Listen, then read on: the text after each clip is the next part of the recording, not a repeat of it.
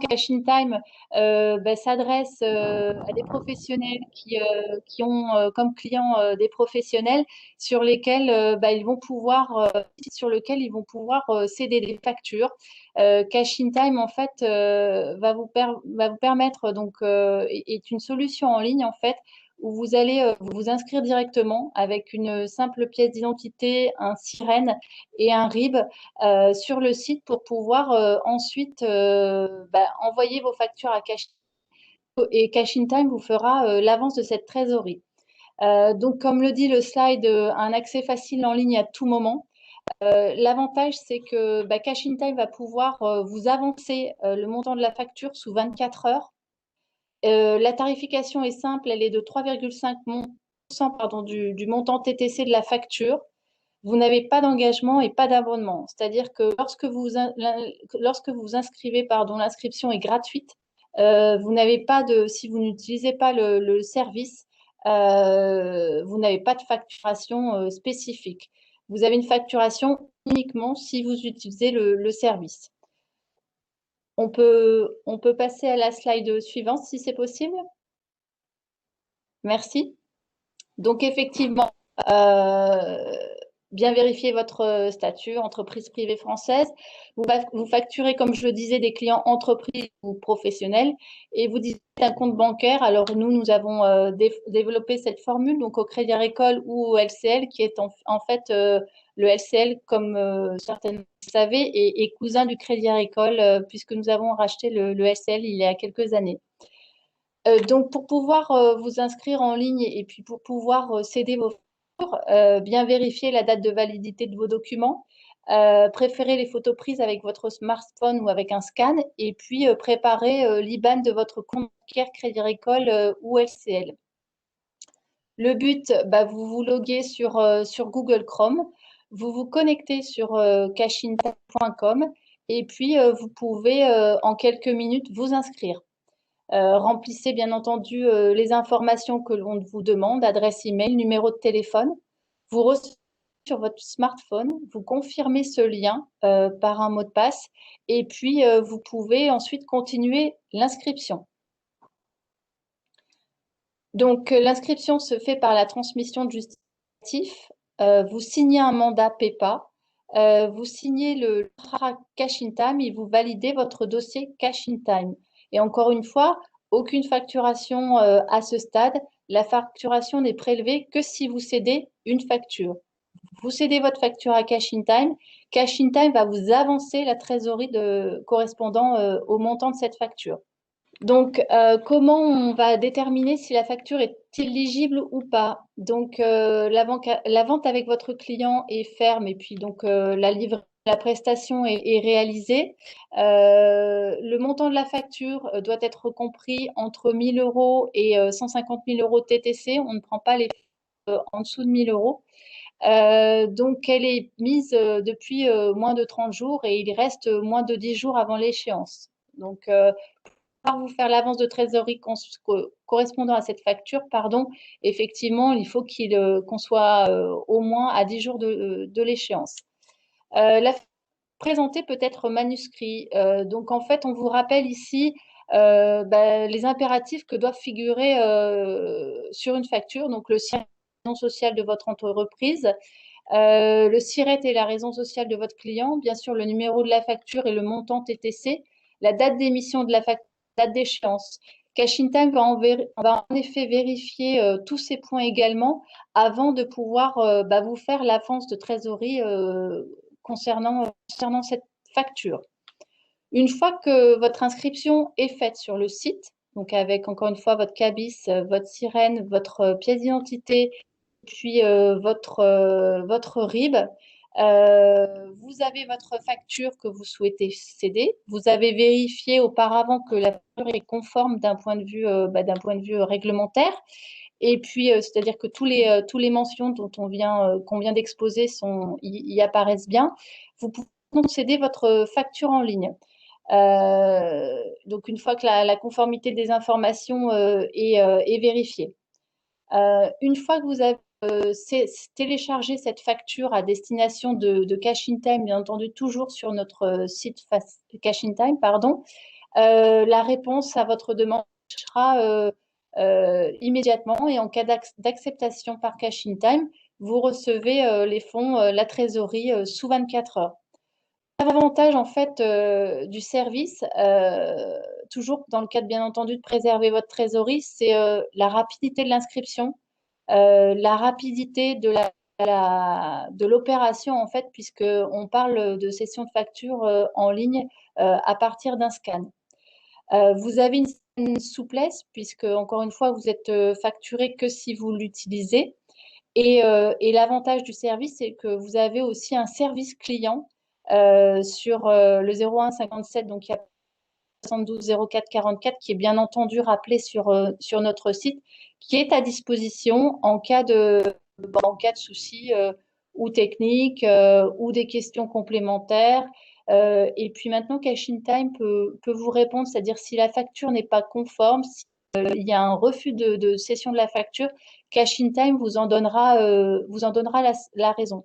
Faut savoir que c'est un service qui a été initié par le Crédit Agricole il y a maintenant 3 ans et demi en arrière, donc qui a fait ses preuves et qui a une réelle souplesse en fait dans son utilisation. En fait, en cas d'impayé du client, il y a un service de relance qui est prévu par Cash in Time et une garantie en fait où Cash in Time va retourner directement vers le client pour pouvoir réclamer la facture qui est due. Donc, il y a un service de relance par Cash in Time et l'avance de trésorerie qui est faite par Cash in Time est garantie, c'est-à-dire que vous n'aurez pas la répercussion de cet impayé. Simplement, celui-là conforte l'idée que maintenant Cash in Time effectivement est là pour donner en fait les motifs de refus parce que au départ du lancement du service, les motifs de refus de la facture n'étaient pas connus et donc effectivement Cash in Time maintenant vous pouvez contacter directement le service client dont j'ai avancé les coordonnées tout à l'heure pour pouvoir avoir le motif de refus. Donc, 70% de nos clients ont été fortement impactés par la crise sanitaire et dans ce contexte, vous connaissez actuellement, les process, les contrôles ont été renforcés. C'est un complément d'information qu'on souhaitait vous mettre à disposition également. Le moteur d'octroi qui avait été mise en place par Cash in Time évolue. Comme je vous le disais, c'est-à-dire que Cash in Time, quand Cash in Time reçoit la facture, il y a un ensemble de vérifications qui sont faites sur les factures et en fonction de ces vérifications, la facture est acceptée ou pas. Au début du lancement du service, effectivement, comme je vous le disais tout à l'heure, les motifs de refus n'étaient pas forcément tout le temps avancés.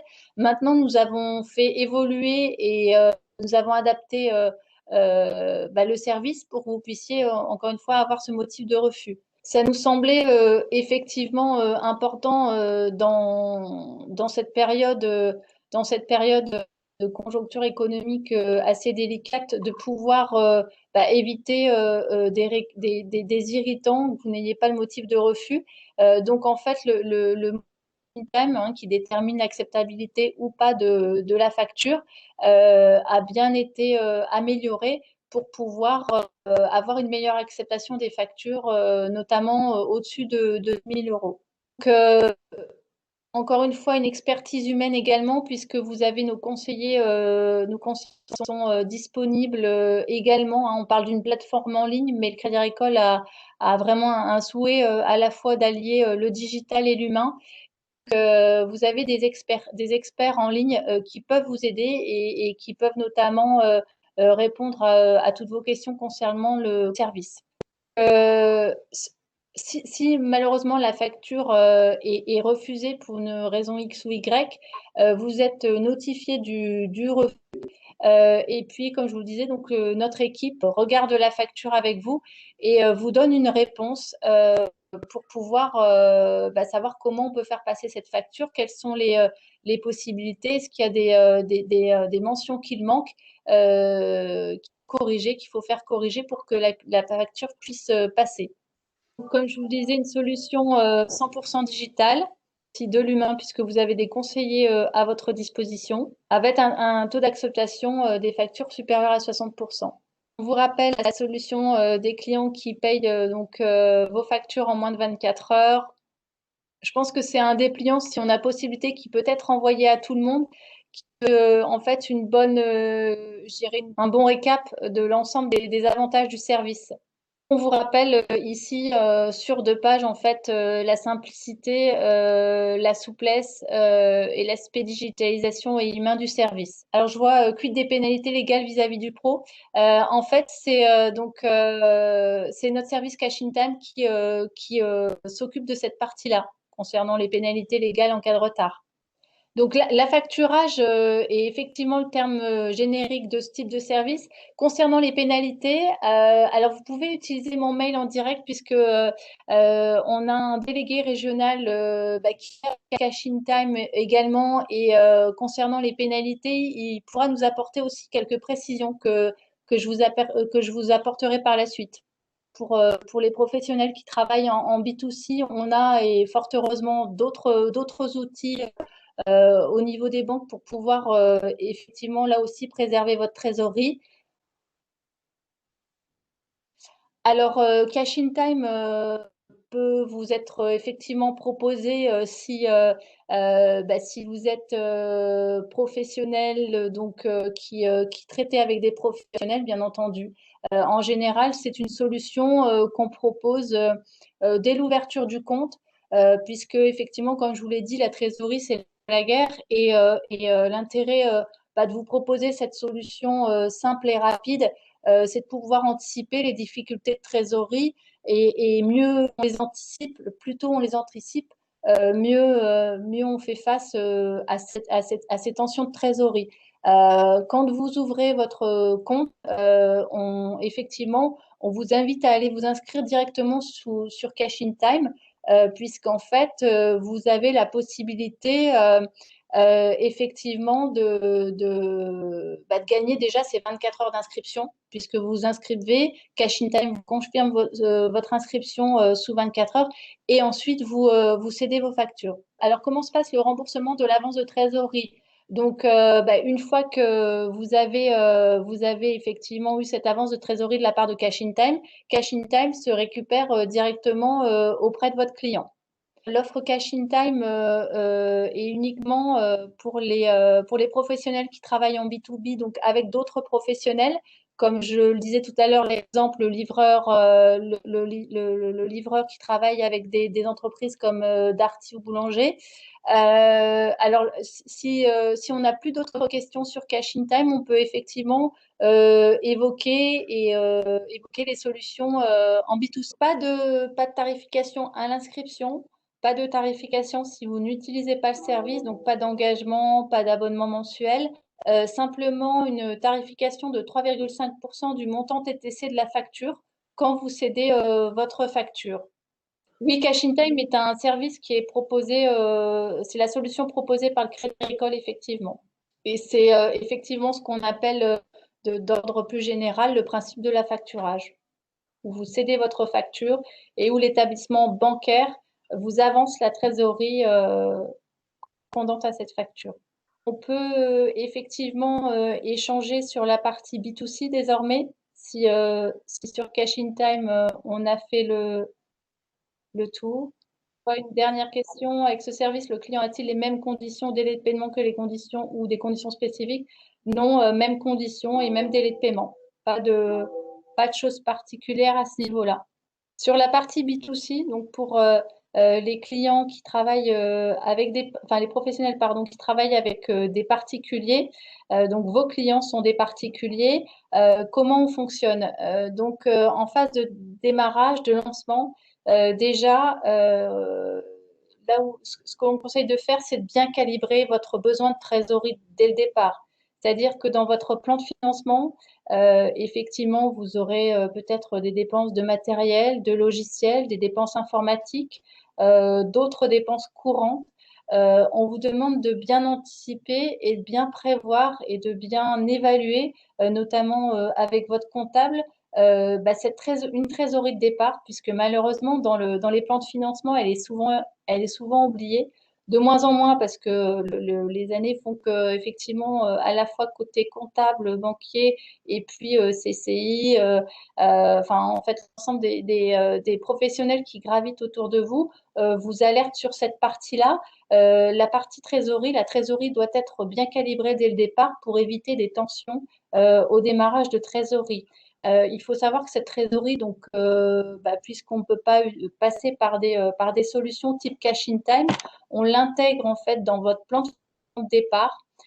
Si vous rachetez un fonds de commerce, si vous achetez du matériel, que vous financez ce matériel sur 5 ans, on va rajouter une ligne de trésorerie en fonction du besoin qui aura été spécifiquement évalué. On va rajouter une ligne de trésorerie qui, elle, sera également remboursable sur 5 ou 7 ans.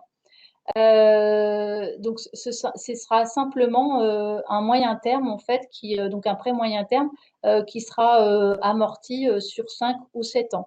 Mais cette ligne de trésorerie, il est important, encore une fois, de bien calibrer, de bien l'anticiper pour éviter des tensions au démarrage. Donc, en fait, cette ligne de trésorerie, ce qu'elle va contenir, c'est bah, votre besoin, ce qu'on appelle votre besoin en fonds de roulement. Et puis, donc, elle va être évaluée à partir de l'ensemble des charges de départ que vous aurez à mettre au départ pour avoir un bon démarrage d'activité. Ça peut être des loyers d'avance si vous avez un local à louer. Ça peut être 2 ou 3 salaires d'avance si vous avez donc un salarié, effectivement, un salaire à avancer. Donc, j'insiste sur l'importance de bien calibrer votre besoin de trésorerie pour que l'on puisse et bien penser à l'intégrer dans votre plan de financement de départ pour que l'on puisse nous le prévoir dans le financement moyen terme.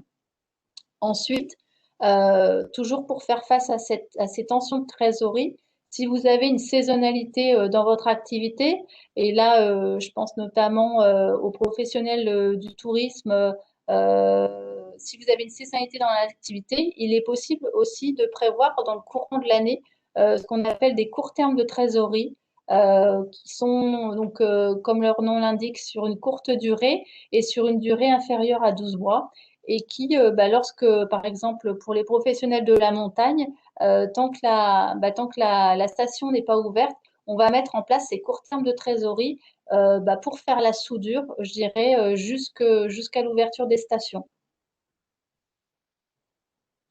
Donc, pour financer la trésorerie au départ, l'intégrer dans votre prêt moyen terme.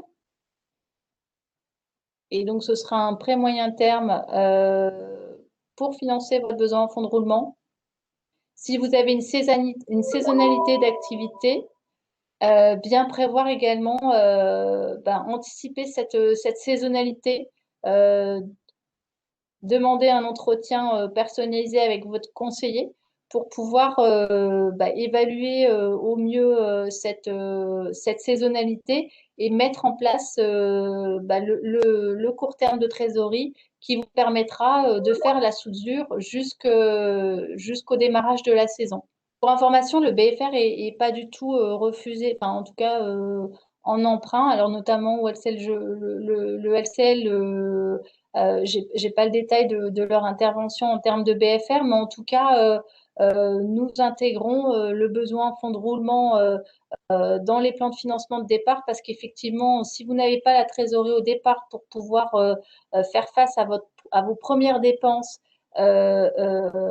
avant vos premières rentrées, compliqué de pouvoir vous accompagner sur le moyen terme si vous n'avez pas cette trésorerie de départ.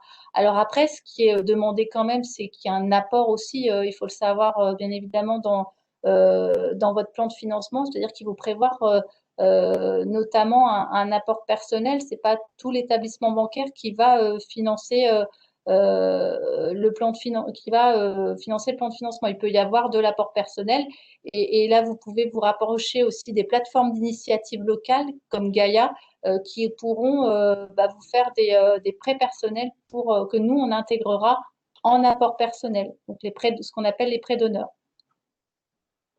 Donc oui, les courts termes, ce sont bien des prêts court terme, donc des emprunts sur une courte durée. Les conditions de remboursement, donc elles sont sur le prêt court terme et sur moins de 12 mois. Il peut être donc sur une durée inférieure à 12 mois.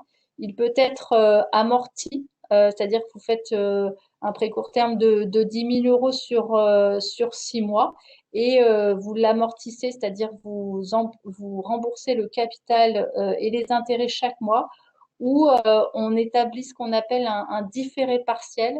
Vous ne remboursez que le capital les intérêts pendant le différé et pas le capital. Le capital est remboursé à la fin, ce qu'on appelle in fine. Donc deux types de remboursement pour le prêt court terme, mais ça c'est à échanger sur le type de remboursement que vous souhaitez avec votre conseiller. Le remboursement en amortissable, c'est-à-dire chaque mois vous remboursez une partie capital, une partie intérêt de ce prêt court terme où vous remboursez, où vous mettez un différé partiel, on met ce qu'on appelle un différé partiel, vous ne remboursez que les intérêts et le capital est remboursé à la fin. Mais bien entendu et fort heureusement, nous finançons effectivement le besoin en fonds de roulement. Encore une fois, on souhaite, ceci dit, qu'il y ait un apport en parallèle aussi dans votre projet. Alors, les taux d'intérêt sont variables en fonction des taux de marché monétaire. On peut être aux alentours de 5% sur des taux d'intérêt court terme. Mais ils sont très variables d'un établissement à l'autre, d'une période à l'autre. Il faut savoir que le Crédit Agricole, pendant la période de confinement, a fait des prêts court terme à des taux préférentiels à ses clients. En fait, voilà, en fonction de la conjoncture, et bien évidemment, et fort heureusement, les établissements bancaires s'adaptent et on met des offres spécifiques pour pouvoir accompagner au mieux nos professionnels pendant cette période spécifique. Sur les prêts court terme peuvent aussi vous servir à financer des stocks. Je pense par exemple aux bijoutiers qui peuvent, juste avant la période de mariage, etc., ils ont une certaine saisonnalité également dans leur activité, avoir un financement de stock important et le court terme de trésorerie pourra vous aider à financer ce stock. Il intervient à la fois au niveau du financement du stock, il peut intervenir au niveau de la saisonnalité de votre activité.